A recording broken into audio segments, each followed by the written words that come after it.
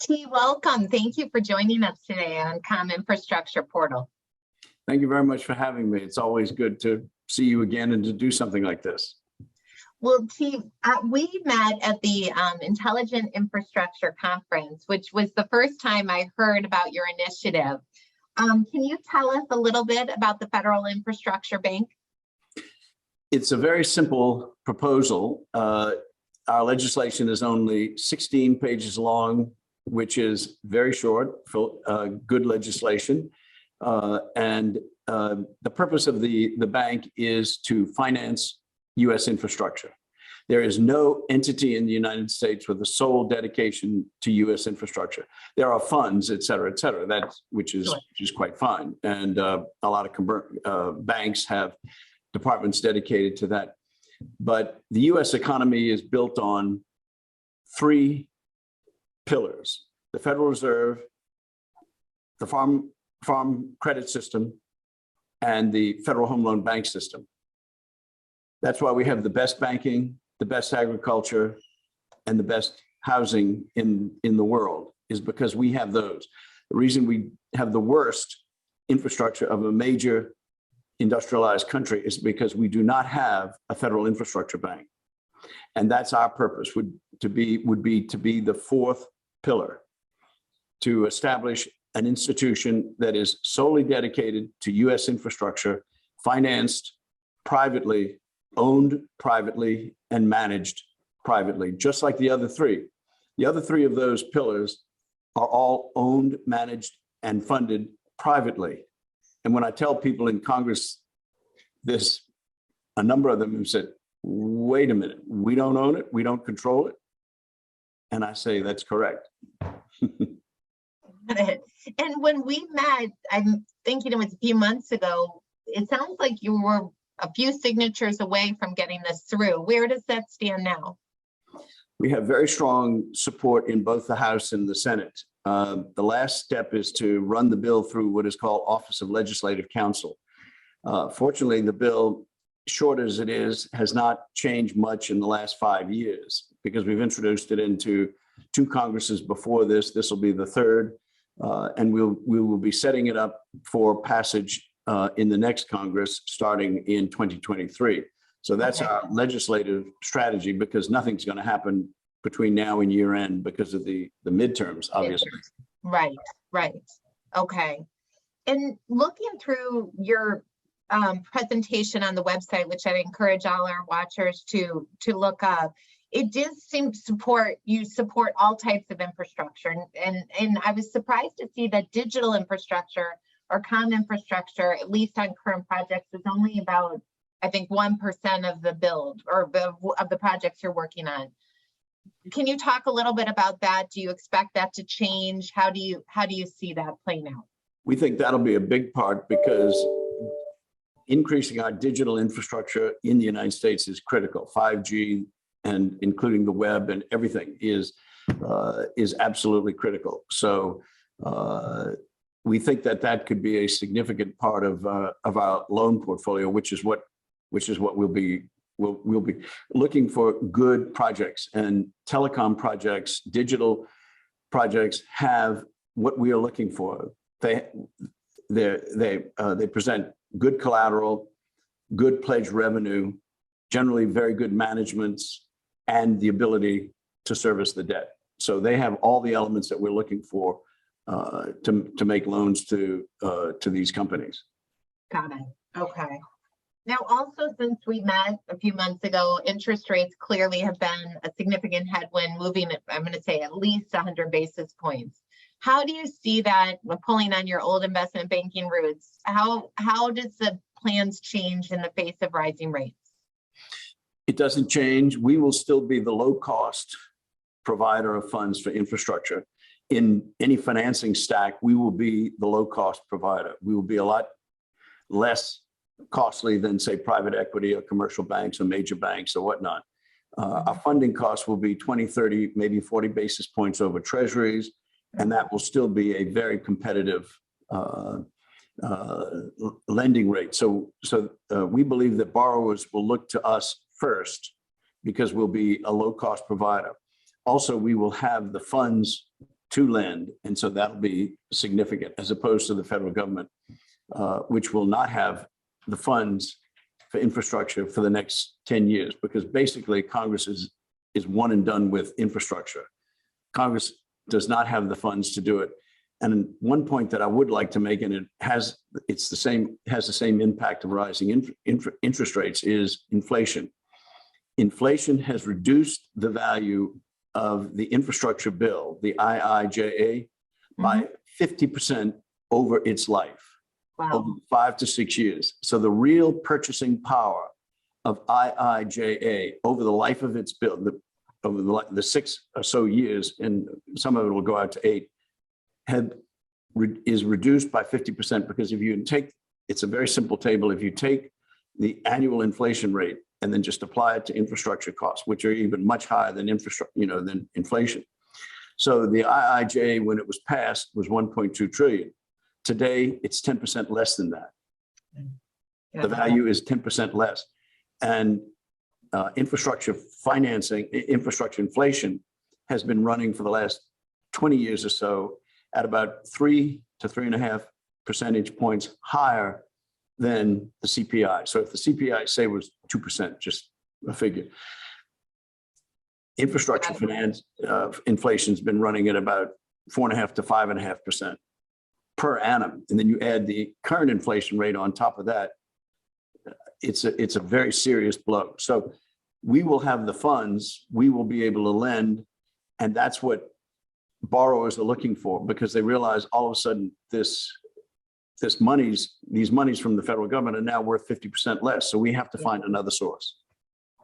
That's actually a great point that I don't think, I mean, there's been so much talk of inflation, but not in this way. That's actually a very key point. And I would think an important edge to your business plan. It is, because the one thing that people are going to need is, as a result of inflation, is more money. Yeah. All of us. Yeah, exactly. That's right.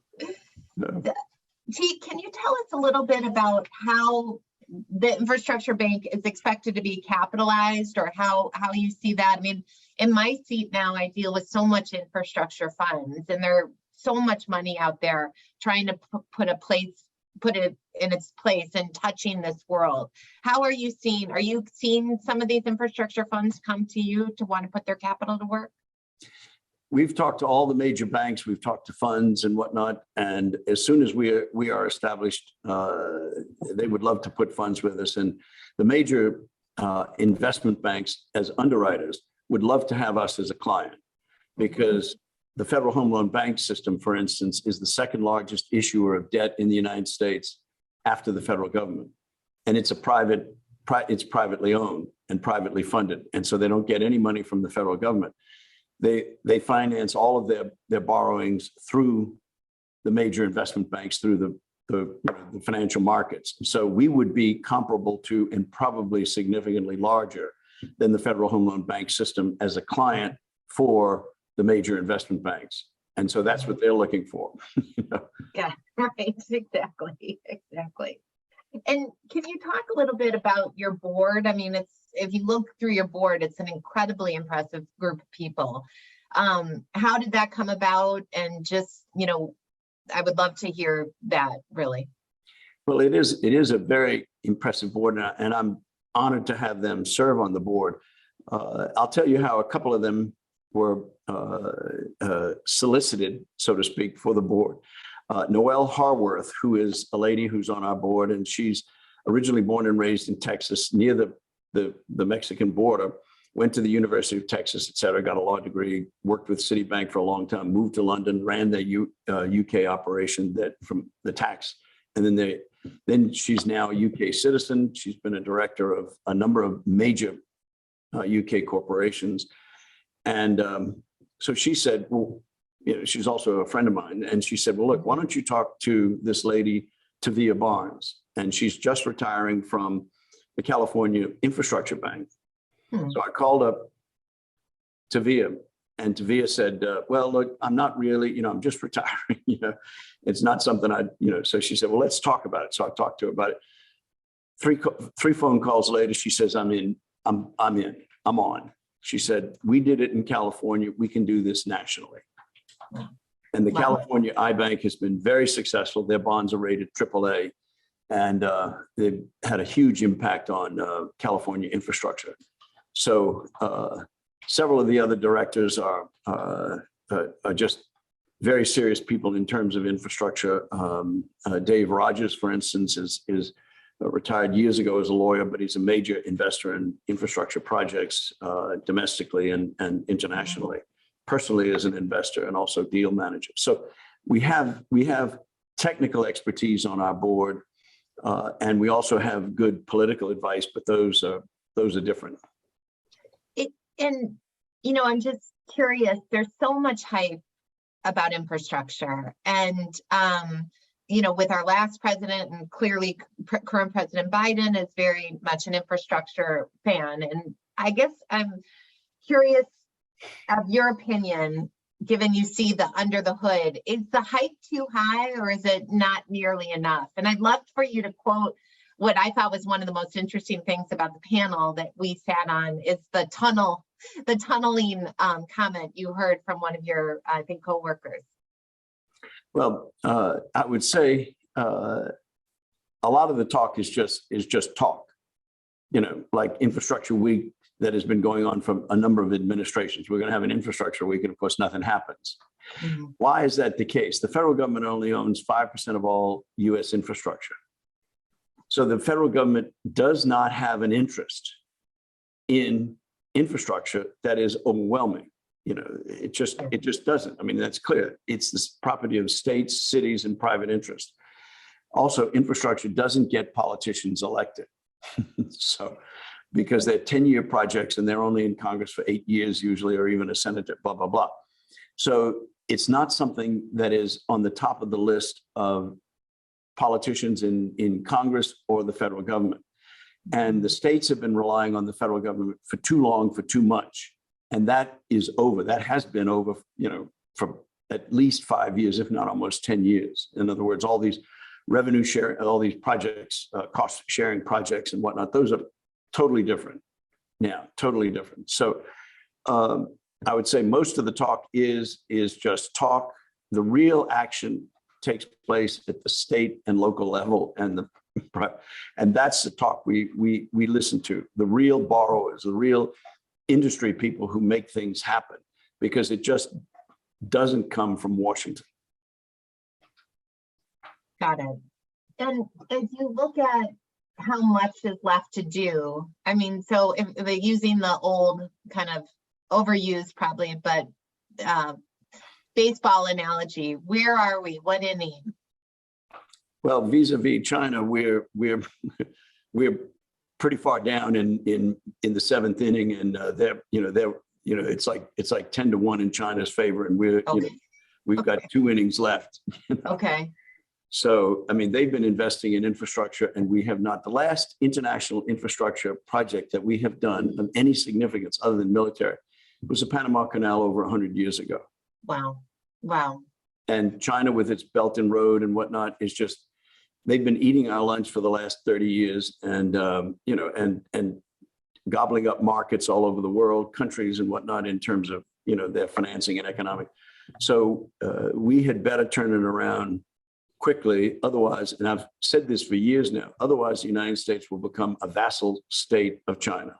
Yeah. We will be no different to the world than Brazil is now, a source of raw materials, food products, things like that. But China has the technology that they need. They've gotten it from us one way or another, legally and illegally. They've gotten it from the rest of the world. They can continue on developing the technology and in every sense. And so they're just moving ahead, whereas we're not. And it's going to be really exciting to watch the path of the Federal Infrastructure Bank to see if we can close the gap, because clearly there's a lot more wood to chop. So I'm really excited to watch you, and I'm glad to introduce you to the world, because I think this is, I don't know, can we call you Fib? Fib, to see all the exciting things ahead for you. Thank you so much, T, for the time today. Well, it's my pleasure, and thank you very much. And we are hopeful because we do believe that the Federal Infrastructure Bank will have a major impact. And as I say, it will change the face of America, just like the interstate highway system did. It will change the face of America, literally. Great. Thanks so much, T. And Thank you very have a much. great summer. Same to you. Thank you. Bye-bye.